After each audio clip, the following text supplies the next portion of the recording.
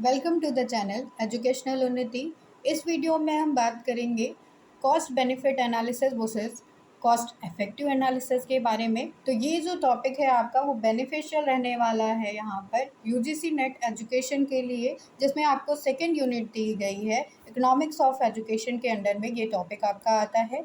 तो यहाँ पर समझेंगे कॉस्ट बेनिफिट एनालिसिस और कॉस्ट इफेक्टिव एनालिसिस के बारे में। इनमें हम जो है कंपेरेटिवली एनालिसिस करेंगे, डिफरेंस के बेसिस पर इनको समझेंगे ताकि आप कॉस्ट बेनिफिट एनालिसिस आए तो उसको भी सब्जेक्टिव फॉर्म में लिख सकें, उसके साथ साथ कॉस्ट इफेक्टिव एनालिसिस आए तो उसको भी सब्जेक्टिव फॉर्म में लिख सकते हैं अपने थ्योरेटिकल पेपर के लिए। और अगर नेट का पेपर देखें तो उसमें आपको जो है डेटा ही चाहिए होता है। तो इस तरह से आप यहाँ पर कॉन्सेप्ट को समझकर उन पीवाईक्यूज को यहाँ पर सॉल्व कर सकते हैं, उन क्वेश्चंस को यहाँ पर सॉल्व कर सकते हैं। तो आइए स्टार्ट करते हैं कॉस्ट बेनिफिट एनालिसिस से। कॉस्ट बेनिफिट एनालिसिस जैसा कि नाम से ही जो है आपको सजेस्ट होता है कि यहाँ पर बेनिफिट मॉनेटरी टर्म्स की बात की जाएगी, और कॉस्ट इफेक्टिव एनालिसिस जो है वो इफेक्टिव यानी कि यहाँ पर नॉन मॉनेटरी जो है टर्म्स की बात की जाएगी।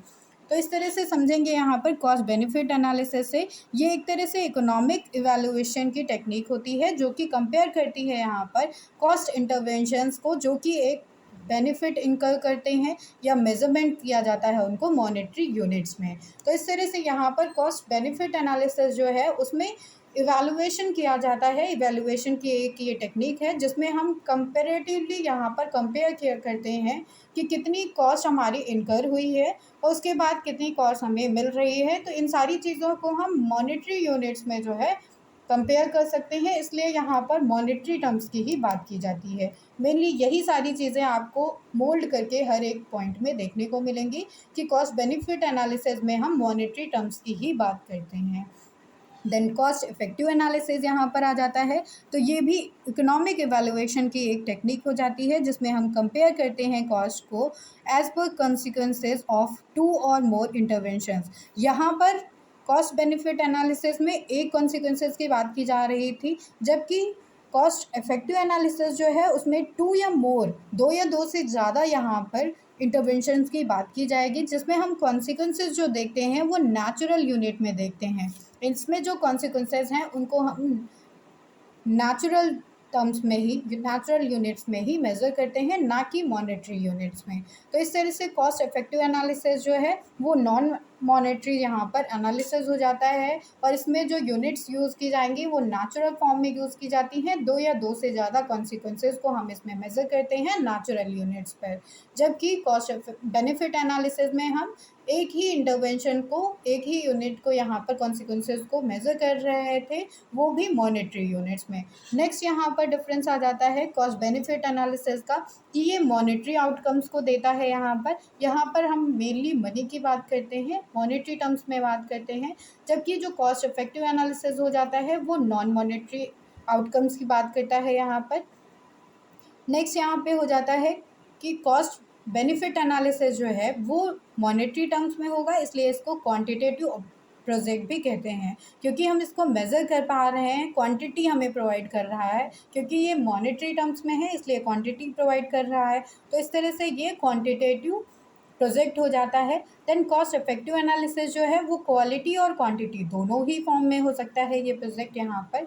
नेक्स्ट हो जाता है यहाँ पर डिफरेंस कि it helps to identify the best way to achieve given outcomes. तो यहाँ पर कॉस्ट बेनिफिट एनालिसिस जो है उससे हम देखते हैं कि बेस्ट वे क्या है अपने जो है आउटकम को अचीव करने के लिए, जबकि जो कॉस्ट इफेक्टिव एनालिसिस होता है उससे हम आइडेंटिफाई कर सकते हैं कि कैसे हम रीडायरेक्ट कर सकते हैं उन रिसोर्सेज को दोबारा अचीव करने के लिए। तो यहाँ पर इफ़ेक्टिवनेस देखी जाती है, आइडेंटिफाई किया जाता है उन वेज को कि कैसे हम जो है दोबारा उन रिसोर्सेज को अचीव कर सकते हैं, रीडायरेक्ट कर सकते हैं। देन नेक्स्ट यहाँ पर हो जाता है कॉस्ट बेनिफिट एनालिसिस में कि सुटेबल होता है ये इंडस्ट्रियल प्रोजेक्ट्स के लिए, क्योंकि यहाँ पर मॉनेटरी टर्म्स की बात की जा रही है, तो ये इंडस्ट्रियल जो है प्रोजेक्ट्स के लिए ज़्यादा यूज़फुल रहता है। जबकि जो कॉस्ट इफेक्टिव एनालिसिस हो जाता है वो स्कूल्स और कॉलेजेस के लिए ज़्यादा यूज़फुल होता है। ये सुटेबल होता है सर्विस ओरिएंटेड ऑर्गेनाइजेशन के लिए। सर्विस ओरिएंटेड ऑर्गेनाइजेशन में जैसे कि हॉस्पिटल्स है, जैसे कि स्कूल्स हैं, तो आप अगर स्कूल या कॉलेजेस से बात करते हैं, एजुकेशनल इंस्टीट्यूशन से बात करते हैं, तो उसमें हम कॉस्ट इफेक्टिव एनालिसिस को यूज़ करते हैं, जबकि जो इंडस्ट्रीज होती हैं, एमएनसीज हैं, उसमें हम कॉस्ट बेनिफिट एनालिसिस को यूज़ कर सकते हैं। क्योंकि जो एमएनसीज हैं या इंडस्ट्रियल कंपनीज़ हैं, उसमें हम जो भी स्कीम यूज़ करते हैं, जो भी वहाँ पर एक्टिविटीज़ चल रही हैं, उनको हम मॉनेटरी टर्म्स में जो है मेज़र करते हैं। जबकि जो स्कूल्स हैं, वहाँ पर हम नेचुरल यूनिट्स को ही यूज़ करते हैं किसी भी यूनिट को मेज़र करने के लिए। और उसके बाद यहाँ पर जो है रीडायरेक्ट किया जाता है कि हम सर्विसेज को दोबारा अचीव कर सकें कॉस्ट इफेक्टिव एनालिसिस में। तो इस तरह से यहाँ पर डिफरेंस आपको बताया गया। इन डिफरेंसेस के बेसिस पर ही आप समझ सकते हैं कि कॉस्ट इफेक्टिव एनालिसिस और कॉस्ट बेनिफिट एनालिसिस जो है क्या होता है, इसमें डिफरेंस क्या है, अगर आपसे जो है थ्योरेटिकल एग्ज़ाम के लिए पूछा जा रहा है तो आप जो है इस तरह से यहाँ पर डिफरेंस डिस्क्राइब कर सकते हैं। मेनली कॉस्ट बेनिफिट एनालिसिस जो है उसमें आपको एक ही टर्म याद रखना है कि इसमें हमें मॉनेटरी बेनिफिट्स होने वाले हैं, जबकि जो कॉस्ट इफेक्टिव एनालिसिस हो जाता है इसमें हम इफ़ेक्टिवनेस की बात करते हैं, इसमें नेचुरल यूनिट्स की बात की जाएगी। फर्दर अगर हम यहाँ पर यूजेस देखना चाहें कॉस्ट बेनिफिट एनालिसिस के, तो उसमें आ जाता है कि developing the standard for the comparing projects. तो यहाँ पर स्टैंडर्ड्स डेवलप किए जाते हैं कि हम एक दूसरे प्रोजेक्ट को जो है कंपेयर कर सकें। देन नेक्स्ट हो जाता है कि यहाँ पर डिटरमाइन किया जाता है परस्यू आ प्रपोज्ड प्रोजेक्ट, कैसे हम जो है परस्यू कर सकें एक प्रपोज प्रोजेक्ट को। देन इवालुएट किया जाता है न्यू हायरिंग्स को, कैसे जो है स्टाफ्स को हायर किया जाए। नेक्स्ट हो जाता है कंसीडर किया जाता है इन्वेस्टमेंट अपॉर्चुनिटीज़ को। नेक्स्ट यूज़ हो जाता है कॉस्ट बेनिफिट एनालिसिस का, कि इसमें जो है सोशल बेनिफिट्स को भी इवैल्यूएट किया जाता है, क्योंकि यहाँ पर हम बेनिफिट्स देख रहे हैं, मॉनेटरी टर्म्स में इसको मेज़र कर रहे हैं, तो ये भी देख सकते हैं कि एक कंपनी की अपनी गुडविल क्या है और इसका जो है सोशली रिस्पॉन्सिबिलिटीज़ को वो कितना फुलफ़िल कर रही है। नेक्स्ट यहाँ पर हो जाता है appraising the desirability of the suggested policies. तो यहाँ पर अप्रेज किया जा सकता है सजेस्टेड पॉलिसीज़ को, उनकी डिज़ायरेबिलिटी को।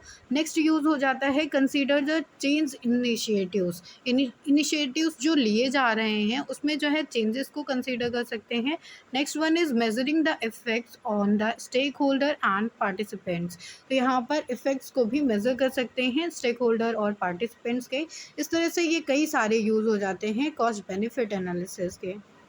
नेक्स्ट यहाँ पर हो जाता है कि कॉस्ट इफेक्टिव एनालिसिस जो है उसमें हम दो या दो से ज़्यादा जो इंटरवेंशंस की बात कर रहे थे, इस तरह से यहाँ पर देख सकते हैं कि इंटरवेंशन ए बनाया गया, इंटरवेंशन बी बनाया गया, इंटरवेंशन सी बनाया गया।